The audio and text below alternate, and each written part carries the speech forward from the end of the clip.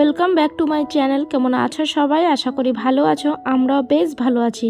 নাজিয়াস ব্লগে তোমাদেরকে অনেক অনেক স্বাগত, ভালোবাসা জানিয়ে আমি আমার একটা নতুন ভিডিও শুরু করলাম। সকালে ঘুম থেকে উঠে ফ্রেশ হয়ে চা খাওয়া হয়ে গেছে। চা খেয়ে তো লেগে পড়েছি ঘরের কাজে। ঘরটা আজকে পরিষ্কার করব আর ভাবলাম যে আজকে বাথরুমটা ক্লিন করব। তো ক্লিন আর করা হয়নি, সব কিছু চাইলে হয় না, মানে সময়ে ভাবলাম যে করব কিন্তু আর করা হয়নি। তো এই যে দেখতেই পাচ্ছ অনেক নোংরা হয়েছে। তো আজকে তো করতে পারিনি, পরের দিন কোনো দিন করতে হবে, করলে অবশ্যই তোমাদের সাথে শেয়ার করব। আর এই তো এখানে ছেলে টিভি দেখছিল আর আমি ঘরটা পরিষ্কার করে নেব। তো বিছানাপত্র যে কম্বল কাঁথা সব কিছু থাকে সব ভাঁজ করে এই যে এই সোফাকাম বেডের উপরে রেখেছি। আর একটু হালকা হাতে পর্দাগুলো মানে ঝেড়ে নেব, পর্দা তো সেদিন কেচেছি। আর এই তো ঘরটা পরিষ্কার করে আমি ধুলোগুলো মানে বের করে নিয়েছি। তো অনেক ধুলো উঠছে জানো তো, একদম বাইরে এত বাতাস হচ্ছে কি বলবো, একদম বিচ্ছিরি লাগছে একটা দিন। এই রকম দিন আমার একদম ভালো লাগে না, একদম সারা বাড়ি ধুলো ধুলো হয়ে যাচ্ছে। দেখতে পাচ্ছ কত ধুলো। একবার ঝাড় দিচ্ছি, তারপরে আবার 10 মিনিট পর যদি ঝাড় দিই না তাও এত ধুলো বেরোয়। কোথা থেকে যে এত ধুলো, মানে রাস্তার ধারে বাড়ি তো বুঝতেই পারছো আমার এই প্রবলেমটা খুব হয়, মানে ধুলো দেখে আমার খুব অ্যালার্জি লাগে, কোনো কাজ করতে ইচ্ছে করছে না। তোমাদের এমন হয় কিনা আমাকে জানাবে তো, আমার তো খুব বিচ্ছিরি লাগছে। আমি কিভাবে সকালে উঠে ঘর বাড়ি ক্লিন করি সেটাই এই ব্লগে আজকে শেয়ার করব। তাহলে চলো দেখতে থাকো, আশা করি তোমাদের ভালো লাগবে।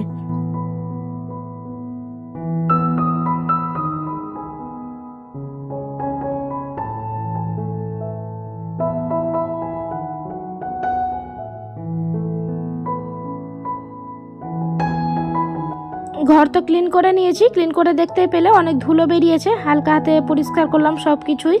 এর আগের দিন তো আমি ক্লিন করেছিলাম, তো অত ধুলো পড়িনি ঘরের মধ্যে। ঘর তো আমার গেট সবসময় লাগানো থাকে, তার জন্য অত ধুলো পড়িনি। ডাইনিংয়ে প্রচুর ধুলো হয় জানো তো, মানে মেন গেট দিয়ে আসে ধুলো উড়ে, গাড়ি যায়, যত গাড়ি যায় ততবার একদম ধুলো উড়ে ঘরে ঢুকে। আর এমন বাতাস হচ্ছে যে কি বলবো। তো এই যে পাপোশগুলো খুব নোংরা হয়েছিল, তো ভাবলাম যে ওয়াশিং মেশিনে দিয়ে যে বাবার ঘরেরও পাপোশটা আমি মেশিনে কাচতে নামিয়ে দেবো।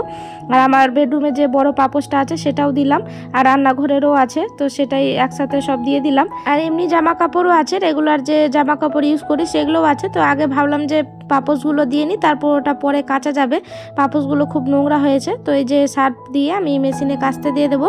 ওদিকে আবার রান্না বান্না করতে হবে। আজকে রোজা নেই, আমি প্রথম রোজা করেছি আর আমার শরীর খারাপ হয়ে গেছে জানো তো, একদম গলা ব্যথা, মানে ভোরবেলা উঠেই কি বলবো। আর ভিডিও এডিট করেছি ভোরবেলায় সেদিন, মানে আর ঘুম হয়নি, আর শরীর এত ক্লান্ত হয়েছিল যে আমি পরে আর রোজা করতে পারিনি। তো আর মেয়েরও শরীর অবস্থা ভালো নেই, ছোট মেয়েটার, বুঝতেই পারছো, ডাক্তার দেখিয়ে এসেছে। আগের ব্লগে হয়তো তোমাদের বলেছি, তো চাইলে তোমরা আগের ব্লগটা দেখে নিতে পারো। হাজব্যান্ডেরও চোখের সমস্যা দেখা দিয়েছে, তো ওর সমস্যার মানে কি বলবো, খুব টেনশানে আছি। ওর চোখের অবস্থা খুব খারাপ, ও তো খুব টেনশানে আছে। মানে প্রথমবার রোজা ছুটলো ওর, মানে ও খুব দুঃখ লাগছিল ওকে। তো আমাকে বারবার বলছে রোজা ছুটেছে, তা আমি আবার বললাম যে রোজা ছুটেছে তো কি, শরীরটা তো আগে দেখতে হবে, সময় তো এখন অনেক আছে রোজা করার, এখন তো শরীর ভালো নেই, আল্লাহ তাআলা মাফ করবে। এইভাবে বুঝিয়েছি ওকে। তার এই যে দোকান থেকে ছেলেকে পাঠিয়েছিলাম, মানে অ্যাসিড আমার ছিল না, বললাম না যে টয়লেটটা পরিষ্কার করব, তার হয়ে উঠিনি, পরিষ্কার করিনি। তো এই তো দেখতেই পাচ্ছ ধুলো কত। তো সিঁড়িটাও ঝাড় দিয়ে আমি নামিয়ে নিয়েছি ধুলোগুলো, এবার শুধু মুছে নেব। তো অনেক ধুলোটা যে বের করব গেট দিয়ে, তো একদম গেট খুলতে এত বাতাস হচ্ছে যে ধুলোগুলো আবার ঘরে ঢুকে যাচ্ছে। তো কি করব, এইভাবেই চলতে হচ্ছে, কিছু করার নেই। আর মেয়েকে দেখো এখানে ও মানে খেলা করছে, ও আমাকে দেখাচ্ছে যে আমি সোফাতে ঘুমিয়ে আছি, তো ওকেও আবার খাওয়াতে হবে। তো ওর খাবারটা করে নেবো, এখানে ও খেলা করছে। তাহলে চলো আমি ধুলাটা ফেলে দিই বাইরে, তারপর তাড়াতাড়ি গেটটা লাগিয়ে দেবো।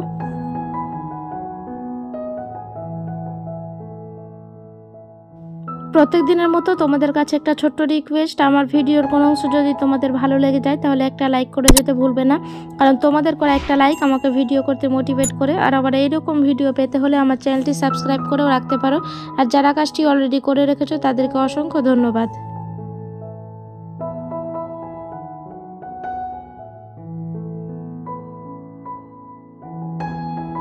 সম্পূর্ণ ঘর বাড়ি ঝাড় দেওয়া হয়ে গেছে, বেডরুম, সিঁড়ি, ডাইনিং, বাবার ঘর, স্টাডি রুম সব কিছু ঝাড় দিয়ে আমি ধুলো ফেলে দিয়েছি, দরজাটাও লাগিয়ে এসেছি। একদম প্রচণ্ড বাতাস হচ্ছে, কি বলবো আর তোমাদের। সব ধুলো একদম আমার ঘরে ঢুকছে, আর আমার ধুলো থেকে খুব অ্যালার্জি, তোমাদেরকে তো বললামই। এই এই দিনটা আমার খুব খারাপ লাগে, তো কি করব আর, প্রকৃতির সাথে তো আর পারা যায় না, ধুলো তো উড়বেই। এখন এই ফেব্রুয়ারি মার্চ মাসে এই মানে পশ্চিমী বাতাসটা হয়, তো খুব খারাপ লাগে আমাকে এগুলো বাতাস, আমাকে একদম ভালো লাগে না। তোমাদের কার কার ভালো লাগে না আমাকে কমেন্টে জানিও তো, আমার খুব খারাপ লাগে এই ওয়েদারটা। তো কি আর করা যাবে, লেগে পড়েছি এই যে ঘরের কাজে। তো ছেলেকে বলেছিলাম যে ফিনাইল নিয়ে আসতে, ফিনাইলটা আমার ছিল না, ফিনাইল আর অ্যাসিড নিয়ে আসতে বললাম, তো নিয়ে এসেছে। মানে অল্পখানি ফিনাইল না দিলে না কেমন একটা গন্ধ বেরোয় মুছার পরে, তো সেটা আমার ভালো লাগে না। আমি প্রত্যেক দিন ফিনাইল দিয়ে ঘর মুছার চেষ্টা করি। তো এই যে আমি মুছে নিচ্ছি, আর কি বলবো, মানে প্রত্যেক দিন মুছতে হয়। প্রত্যেক দিন বলতে কি, আমাকে দিনে 4বার 5বার করে মুছতে হয় ঘর। তোমরা হয়তো একবার দেখতে পাও, তোমাদের সাথে একবারই শেয়ার করি, কিন্তু আমি সবসময় মুছতে থাকি। আমার এটা অভ্যাসটা খুব খারাপ, মানে একটু জল পড়ে থাকে, আর জল পড়ে থাকলে মেয়ে পড়বে, কারণ ছোট বাচ্চা আছে বাড়িতে, বুঝতেই পারছো। আর ছোট বাচ্চার রুম আমাকে একটু পরিষ্কার করে রাখতে হয়, না হলে আবার বিভিন্ন ধরনের সমস্যা হয়। ও পড়ে যায় বা নিচে কিছু পড়ে থাকলে ও উঠে মুখে দিয়ে দেয়, এই অভ্যাসটা আছে। মানে বিছানায় যদি কিছু পড়ে থাকে ওটা তুলে আর মুখে দিয়ে দেবে, এটাই আমাকে খুব খারাপ লাগে, ছোটোকারই অভ্যাস। তো কি করব, ঘর বাড়ি পরিপাটি ক্লিন করে আমাকে রাখতে হয়। তো আমি সকালে উঠে চাটা খেয়ে যে লেগে পড়েছি, দেখতেই পাচ্ছ।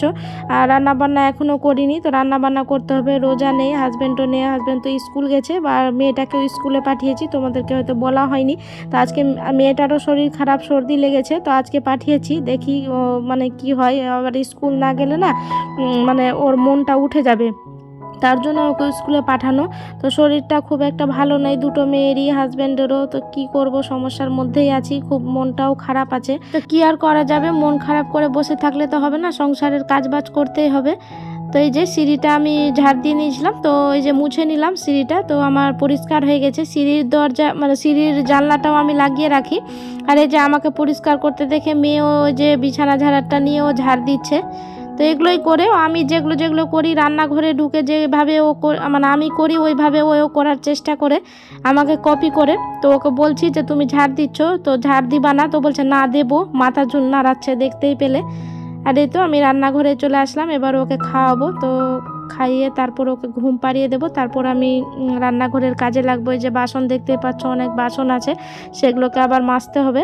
আর বাবার একটু বুকে ঠান্ডা লেগেছে, তো এই যে রসুন তেল গরম করে ওর বুকে একটু মাখিয়ে নেব। আর মেয়ের খাবারও করে নিয়েছি এখানে, তো ঠান্ডা হতে হতে বাবাকে আগে মালিশ করে দেবো, তারপর মেয়েকে খাওয়াবো। তো বাবার ঘরেই বসে ওকে খাইয়ে নেবো। এই যে ফিডিং বোতলে মানে সেমিলাক যেটা ডাক্তার বাবু দিয়েছে না, যে পাউডারটা, প্রোটিন পাউডার, সেটাই ওকে খাওয়াবো।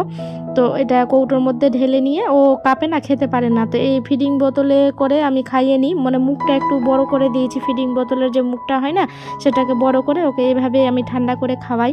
তো সব কটা খেয়ে নেয়। আর গ্লাসে খাওয়ালে না মেয়ে খেতে পারে না, ছোট তো ওই জন্য খেতে পারে না, তো আমি ফিডিং বোতলে খাওয়ানোর চেষ্টা করি। তো এদিকে মেয়েকে খাইয়ে চলে এসেছি আবারও রান্নাঘরে এসে আমি ক্লিন করলাম, কাউটার টপ, গ্যাস ওভেন সব কিছু ক্লিন করে নিলাম। ক্লিন করে যে বাসনও মেজে নিয়েছি, বাসন মেজে আমি ভাতও বসিয়ে দিয়েছি অফ ক্যামেরাতে, কারণ অলরেডি অনেক সময় হয়ে গেছে। আগের দিন রাতে ডিমের তরকারি করেছিলাম, তো সেটাই অনেকটা তরকারি আছে, তো আজকে শুধু টমেটো পোড়া করে নেব। বাবা টমেটো পোড়া খেতে ভালোবাসে, সবজিওয়ালা এসেছিলো, তো টমেটো নিলাম, সেটাই করে নেব। সেই দুপুরবেলা আর ভিডিও কন্টিনিউ করিনি, খাওয়া দাওয়া করে ভিডিও এডিটিং করছিলাম, ভিডিও এডিটিং করে একটু ঘুমিয়ে পড়েছিলাম। তারপরে যেটা হচ্ছে সন্ধ্যাবেলা, তো সবাইকে গুড ইভিনিং। তো চা বসিয়ে দিয়েছি, চা খাবো। আর ওর বাবা বলল যে মুড়ি খাবে, তো মুড়িটা লাগিয়ে দেবো। আর এই যে আমাদের কাপড়ের দোকানের কাছে দোকান, মানে চপ ঘুগনি সব কিছু দোকান বসেছে, তো ছেলেকে পাঠালাম, বেগনি, পেঁয়াজি, চপ, সিঙ্গারা যা পাবে সব কিছু নিয়ে আসবে, মুড়ি লাগাবো আর চা দিয়ে খাবো। তো আজকের ব্লগটা তোমাদের কেমন লাগলো অবশ্যই কমেন্টে জানাতে ভুলবে না। আর যদি ভালো লেগে যায় তাহলে লাইক কমেন্ট শেয়ার করে দেবে। আর তাহলে চলো আজকের মতো এইটুকুই, দেখা হবে নতুন এক ব্লগের সাথে। ততক্ষণের জন্য সবাই ভালো থাকবে, সুস্থ থাকবে, টাটা।